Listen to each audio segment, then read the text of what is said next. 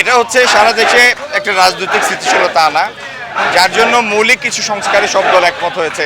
তত্ত্বাবধায়ক সরকার, 2 টার্ম প্রধানমন্ত্রীর ক্ষমতা সীমাবদ্ধ করা, আর সিলেটের উন্নয়নের জন্য আগামী দিনে আমাদের সবথেকে বড় প্রায়োরিটি অগ্রাধিকার হবে সরকারি সহায়তায় শিল্প স্থাপন করে কর্মসংস্থানের ব্যবস্থা করা।